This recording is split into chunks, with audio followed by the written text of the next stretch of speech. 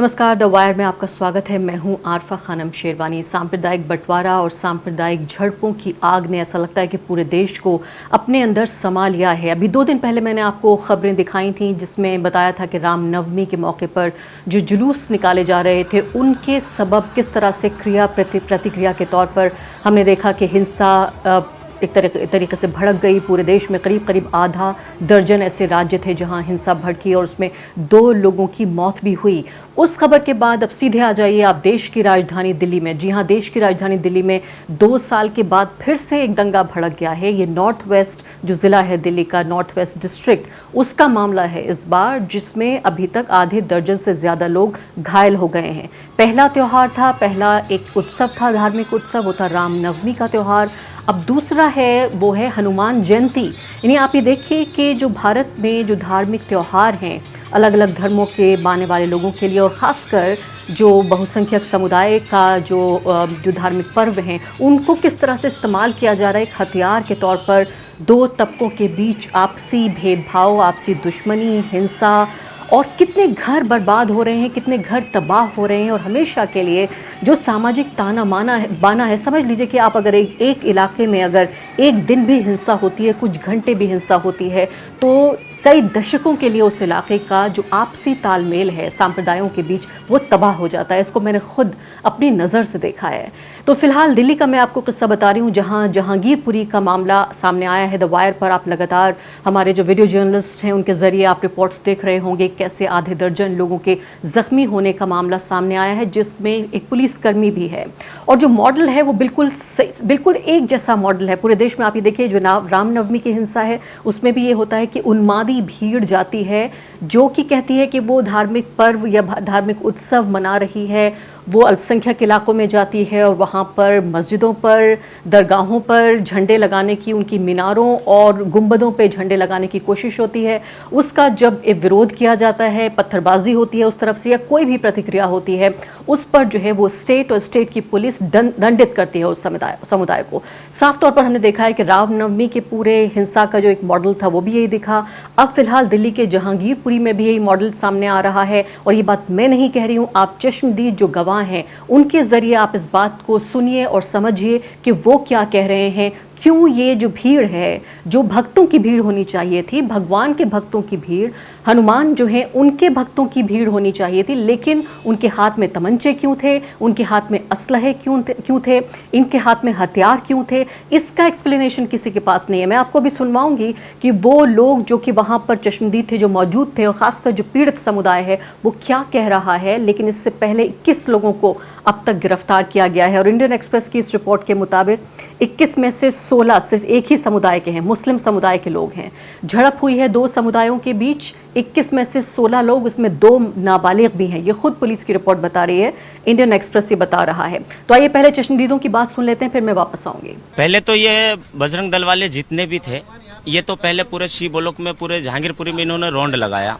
करीब 1 बजे के करीब तो इधर नहीं आया, इधर आए करीब 6:15 बजे। और आने के बाद ये मस्जिद के पास सारे खड़े हो गए और कहने लगे कि कटुओं को ये कर दूंगा, मुल्लों को मारूंगा, सालों को मारूंगा, श्री राम के नारे लगाओ। और ये कहने के बाद फिर हम लोग खामोश थे, हम लोग छेड़खानी नहीं कर रहे, श्री राम के नारे लगा रहे थे। उनकी मर्जी है, उनका भगवान, उनकी भक्ति कर रहे हैं, हमारा भी मालिक है, हम भी मानते हैं, दिल से मानते हैं। हम कोई नारे लगा के ड्रामाबाजी करके शो नहीं दिखाते। और आने के बाद इन्होंने क्या किया, मस्जिद के अंदर चढ़ने के बाद झंडा लगाया। और जब झंडा लगाया तो हमने उन्हें रोका। जब हमने रोका तो उन्होंने हम पे पत्थर, लाठी जो भी थे उन्होंने चार्ज किया। जब चार्ज किया तो हम सारे आ गए, क्योंकि देखो जब जान जा रही है तो हमारा काम है बचाना, मरने का तो काम नहीं है। मालिक ने हमें भी हाथ पैर दिया तो हमने बस वो काम किया। और उसके बाद फिर काफी देर तक ऐसे चलती रही तो फिर वो लोग भी भागे। पथराव हुआ, ये बोतलें फेंकी गई, जी, किसने फेंकी, कहाँ से? ये पहले बजरंग दल वालों ने स्टार्ट किया। पहले उधर से बोतल आई, फिर इधर से बोतल भी गया। ऐसा बात नहीं है, देखो दोनों तरफ से सेफ्टी हुआ, लेकिन लड़ाई नहीं हुआ, दंगा नहीं हुआ। हम तो बस बजरंग दल वालों से यही कहेंगे कि भाई मोहब्बत में रहो, 2 पल की जिंदगी है, इसमें कोई ड्रामाबाजी नहीं। तुम जिस तरह राम को मानते हो मानो, जिस तरह हम रहीम को मानते मानो। अगर हम तुम्हारे मंदिर में जाके कभी नारे लगाए हो, हम मंदिर में जाके कभी झंडे गा रहे हो तो हमसे बताओ।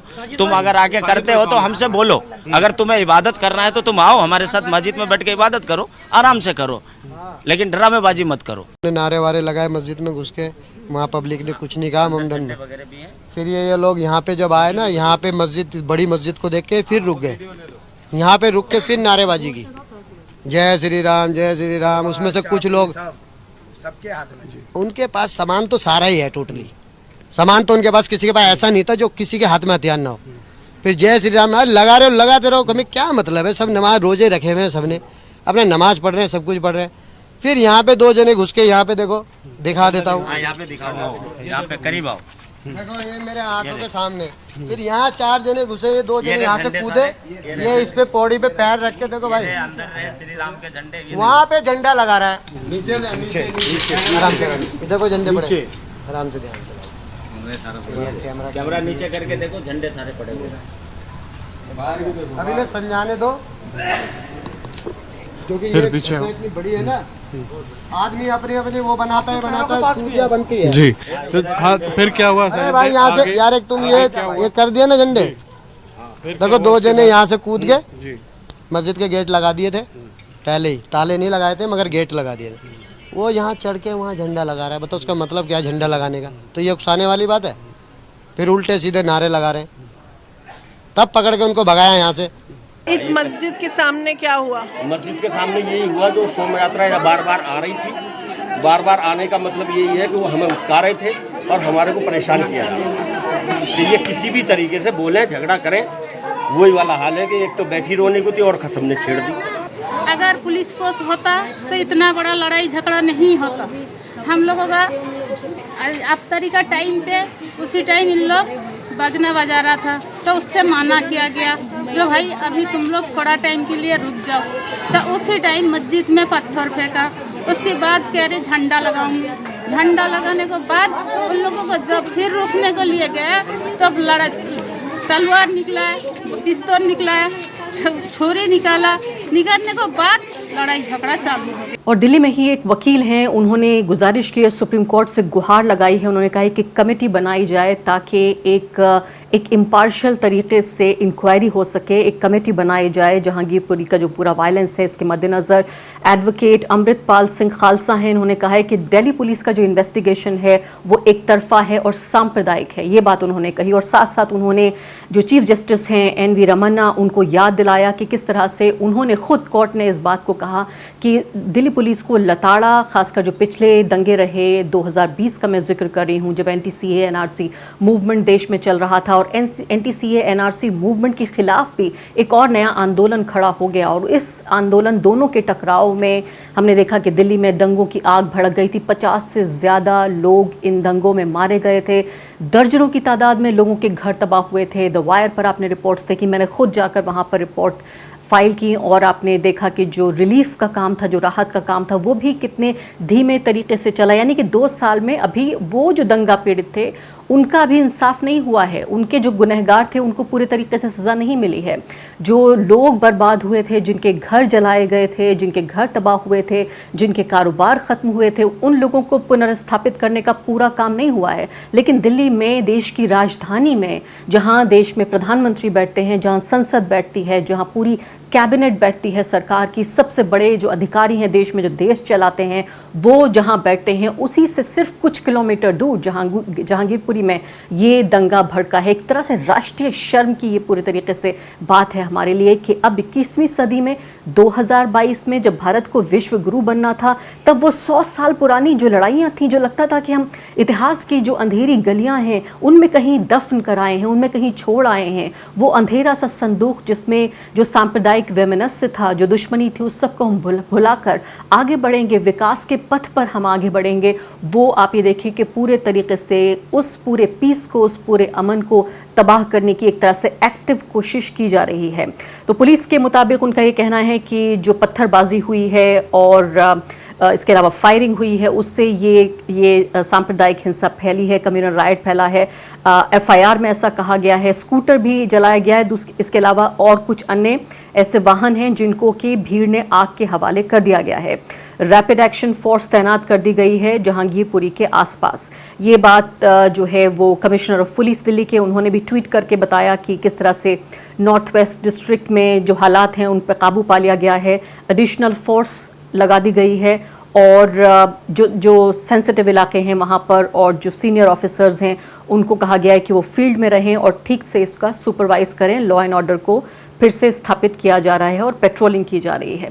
ये तमाम चीज़ पुलिस ज़रूर कह रही है, लेकिन ये नौबत क्यों आ रही है? अभी आपने देखा जिस तरह से लगातार जो चश्मदीद हैं वो ये कह रहे हैं, द वायर पे भी इसको दर्ज किया गया, दूसरे चैनलों पे भी इसको दर्ज किया गया, इसलिए मैंने आपको दोनों बयान ये सुनवाए। लेकिन जो पूरा एक नैरेटिव है वो क्या बनाने की कोशिश हो रही है? नैरेटिव ये बनाने की कोशिश हो रही है कि बहुसंख्यक समुदाय के लोग, जो धार्मिक लोग हैं, वो जुलूस निकाल रहे हैं। जुलूस हमेशा से निकलता रहा है। रामनवमी के मौके पर भी पहले जुलूस निकलते रहे, हनुमान जयंती के मौके पर भी कुछ जुलूस निकलते थे। लेकिन अब जो हनुमान जयंती और रामनवमी दोनों में जो मॉडल है वो भी बताया जा रहा है कि ये जो शांति प्रिय लोग यहाँ से गुजर रहे हैं उन पर जो अल्पसंख्यक समुदाय, उनके मोहल्लों से पत्थरबाजी हो रही है और इसलिए उनको अपना जो धार्मिक एक तरह से जश्न है वो मनाने की इजाज़त नहीं हो रही है। पूरा जो नैरेटिव है ठीक सर के बल उल्टा जा रहा है कि किस तरह से ये कार्रवाई हो रही है। अब मैं आपको एक ये वीडियो दिखाती हूँ जो ऑल्ट न्यूज़ के ज़ुबैर हैं, उन्होंने ये वीडियो ट्वीट किया है। ज़रूर आप इस वीडियो को देखिए। गुजरात का ये वीडियो है और ज़ुबैर ये बता रहे हैं, इस वीडियो को साफ तौर पर देखा जा सकता है इसमें कि कैसे जो हनुमान जयंती का जो प्रोसेशन है वो दरगाह में दाखिल होता है, उसका जो प्रेमिसेस है उसमें, और भगवा झंडा लेकर वो लगाया जाता है दरगाह पर। ये पुलिस की परमिशन के बगैर ये हुआ है। वीरावल इलाके का है, टाउन का है ये, गिर सोमनाथ गुजरात का। 100 लोग बता रहे हैं मोहम्मद ज़ुबैर कि इसमें शामिल हुए इस प्रोसेशन में। तो इस तरह की कार्रवाइयाँ जो ये वीडियो में दर्ज हुआ है, मुझे नहीं मालूम कि इस वीडियो के बाद इस मामले की क्या प्रतिक्रिया हुई, इस पर क्या खामोशी से ये झंडा लगाकर भीड़ यहाँ से गुजर गई, ये अभी देखना बाकी है कि इस पर क्या खबर आई है। लेकिन मैं आपको सिर्फ एग्जाम्पल ये देना चाहती हूँ कि एक ये घटनाक्रम पेश आया। दूसरी घटना आप देखिए तो उसमें ये हरियाणा की घटना है। हरियाणा में आपको मैं बताना चाहती हूँ कि कैसे जो मज़ार है, और ये प्राचीन मज़ार है, ये नहीं है कि कोई नई मज़ार है, प्राचीन मज़ार थी ये। यहाँ पर मज़ार को बाकायदा खोद दिया गया और यहाँ पर जो हनुमान है उनकी मूर्ति यहाँ पर लगा दी गई। ये विश्व हिंदू परिषद ने इसको बढ़ चढ़ कर इसमें हिस्सा लिया और विश्व हिंदू परिषद भिवानी और साथ ही बजरंग दल दोनों के जो संगठन है वो शामिल है। इस तरह की रिपोर्टिंग हुई है। भास्कर की रिपोर्ट भी अपने सामने आप देख सकते हैं कि तो ये प्राचीन मज़ार, और मैं जब खबर पढ़ रही थी इस पर तो ये पता चला, दैनिक जागरण की रिपोर्ट है जो ये बता रहे हैं कि ये जो मज़ार जो कि आपको नई नज़र आ रही है फ़िलहाल, इससे पहले कि उसको उखाड़ फेंका गया।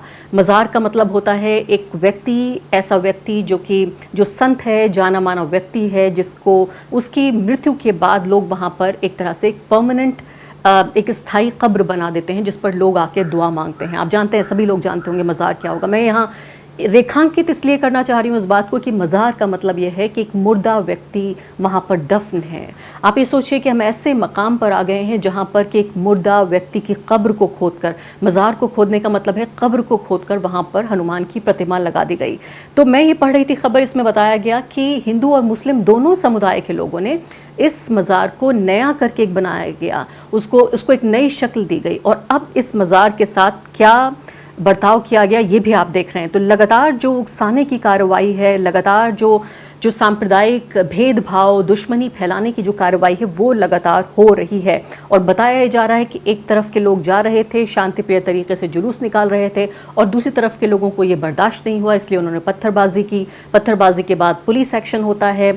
आपने मध्य प्रदेश में देखा वहाँ पर किस तरह से लोगों के घर तक ढाए गए, वो लोग जो कि सीसीटीवी कैमरा के ज़रिए जो प्रशासन है उसने देखा और उन लोगों को गिरफ्तार भी किया गया, साथ ही उनके घर भी ढाए गए।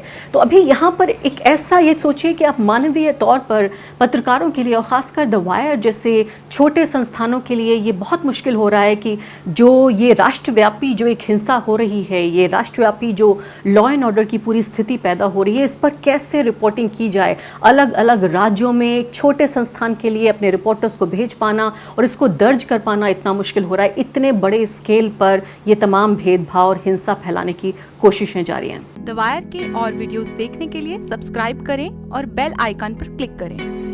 स्वतंत्र पत्रकारिता की आर्थिक मदद करने के लिए डिस्क्रिप्शन में दिए गए लिंक पर जाएं और अपनी राशि चुनें।